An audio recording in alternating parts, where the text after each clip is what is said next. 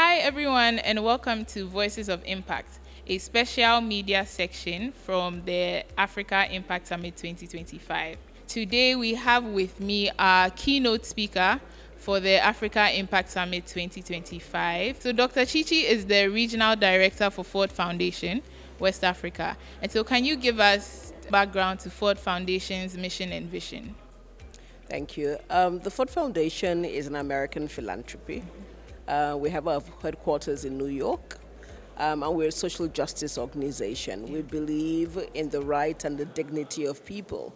We believe that human beings should live a life of dignity.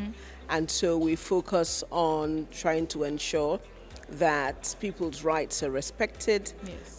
We believe that it is only when people live in a democracy and a functioning democracy that their rights can be respected and they can live with the dignity that they should have as human beings. We're pretty much in every region of the world except Europe.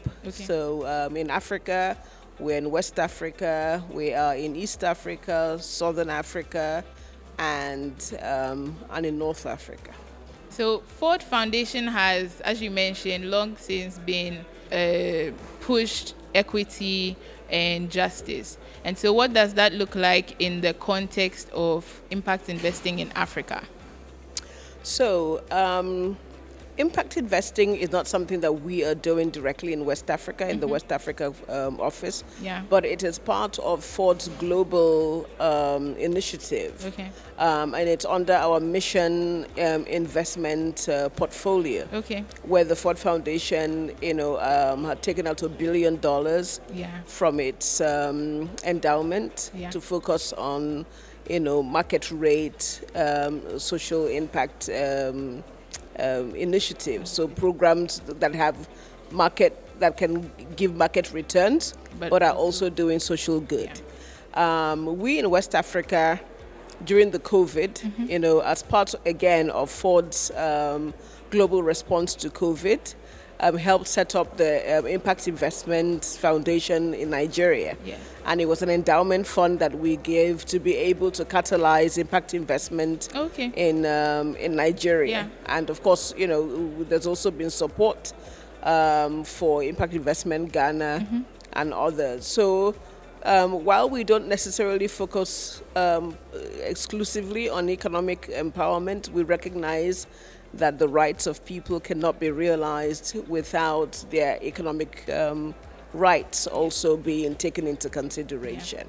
Leaning back onto that, what role can local players, particularly governments, funders, and communities at large, play in enabling or creating a system that supports and promotes justice? Government actually exists to promote justice. Most constitutions say that the role of government is the protection of people, citizens, both their rights, and their property. So that's really the essence of government's existence. I think that maybe in many parts of Africa, the focus of government has really been on providing infrastructure. They see it as their role, and maybe to a certain extent they see the people as an inconvenience. And so when they want to build a road, it's how do you get rid of the people as opposed to saying, how do I build a road for the people? And how do I take into consideration the needs of the people in providing this road? So I think that's the first thing, to recognize that the people should be front and center, in any development that is happening. And I think also, we need to decolonize our minds. More and more, we don't trust in our own ability. We're just giving somebody an example that I had read somewhere in one of the African countries, where the government was getting into a partnership with the Chinese to build an electric vehicle plant. But I know that in that country, they have indigents that are actually producing electric cars, and I haven't seen the government trying to support those indigents to be able to develop. So that decolonization of the mind and actually believing and trusting that our technology, our people have the ability to transform our sector is something else that is very important. Yeah. Then there is then the concrete action. Okay. Being able to say, well, what do we actually need? What are the policies? What are the programs? What are the finances? I'm putting in place the vehicles so to actually make that happen. Okay. It's one thing to say it, it's another thing to do it. So I think that if our government, our private sector, our communities say, well, we need to transform our communities. Yeah. And say, well, what is the vehicle? How do we actually do this? Have a plan and actually follow through with that plan. I think that a lot of Africa's problem can be very easily solved. And you can see it when there is good leadership. Yes. The places, whether it's at the subnational level or the national level, once you see a good leader, you will see transformation happen very quickly. Yes. Things that seem intractable suddenly seem very easy and doable.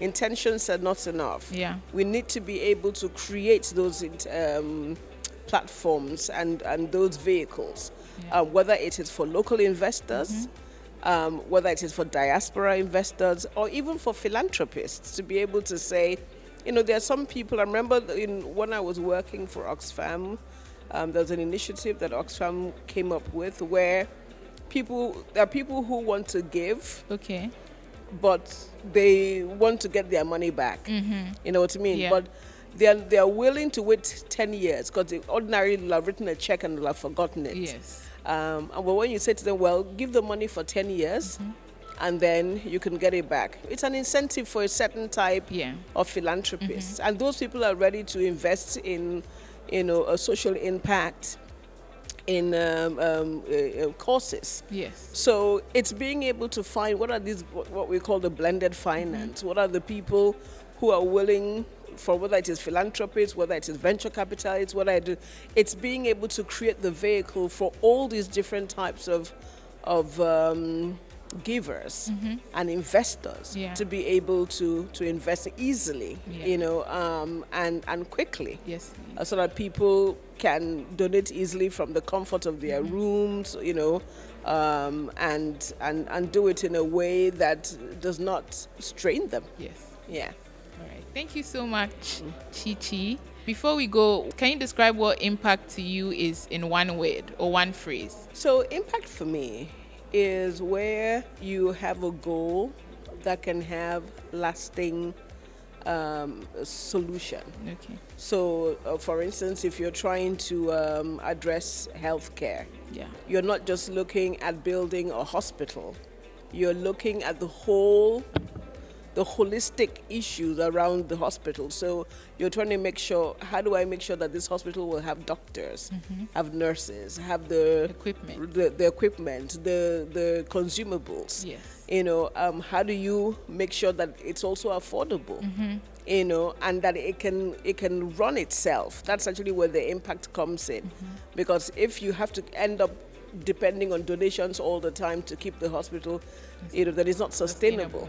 But if it's something that, even if it's not making a profit, so to speak, but it's able to run itself and has enough money to expand, and do what it needs to do, then that for me, it's impact. And that could be in health education. It doesn't have to be that it is non-profitable. I think it's really important to make people feel that impact investing is not charity. Yes. And it is also not investing in something that will ordinarily result in low yield. It's just that it's a different type of giving and of investing. So it might take a little longer, but actually those things end up being a lot more profitable. There is money, under the belly of every economy. Poor people pay more for everything. Poor people pay more for water.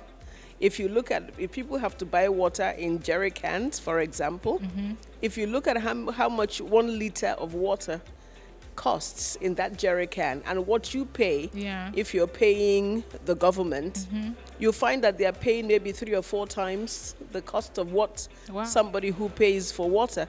But they don't have the 3 or 4 times. You know what I mean? So they're paying for it every day. More. So you need to create a system that allows them to pay every day. So it might be a little bit more accounting for you, but in the end, you're actually making more money. Yeah. So if you look at the people who started doing products in sachets, so for instance, milk in sachets, whatever, the idea was to mop up that money. If you check it, 20 grams, the cost of maybe 10 grams or 5 grams of milk compared to 500 grams. The person paying who's paying for 5 grams is paying more. Yeah. In the long run, but they can't afford 500. So the point is that it's not money that you necessarily will lose. Yeah. It's just that it's a different way of seeing, and it's a different way of packaging your business and package so that the poor can afford it, but in a way that is accessible to them. And the same thing with healthcare and education. I know a school in Nigeria, it's called the Knox School, where they charge children fees daily. Oh, wow. So the kids come in and they pay every single day, and they charge 100 naira for the school.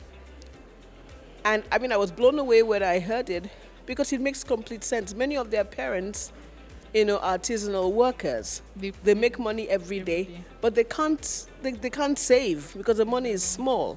So they can actually afford 1,000 naira, 100 naira on a daily basis. But if you told them to pay 30,000 or 40,000 for the term, they will struggle, and their kids will need to be withdrawn from school. So if you focus on something and say, okay, how do I provide education for the poor? It doesn't end up meaning you're going to lose money. It just means that you're going to think about it in a very different way. You now have to charge people money on a daily basis or on a weekly basis, as opposed to, what's more convenient, or doing it on a monthly basis or whatever. So that's what we need to be looking at when we're talking about impact. It's what's sustainable, what's lasting, what can take us out of poverty, but it has to be designed in a way that makes sense for us. Yeah. And if you look at the things that we copy from elsewhere, those things were designed for the way those places are. Yes. They were designed to make sense for those people, but we've just taken them whole like and sinker and using them. And of course, we can see it doesn't work. So we just need to be able to figure out how best to provide services for our people in a competitive manner. And I believe, we're a developing country. Yes. There are opportunities everywhere.